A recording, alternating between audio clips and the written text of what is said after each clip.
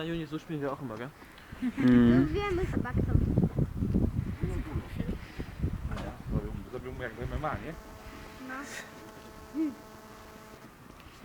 Tak, dobrze. O, teraz tamten wygrywa, bo go złapał za kark. I o takie wywam.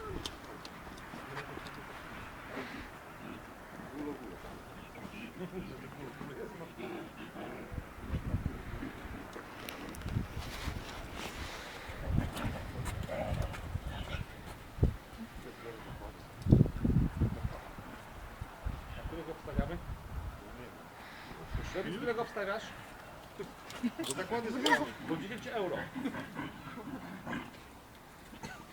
Ja obstawiam tego, co teraz goni.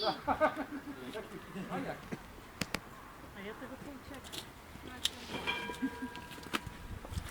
Dawaj go. Dawaj. Dobrze. A ja tego drugiego obstawiam. Ja obstawiam tego, co jest na górze. A ja tego co na dole. A ciocia też tego obstawia, co jest na dole.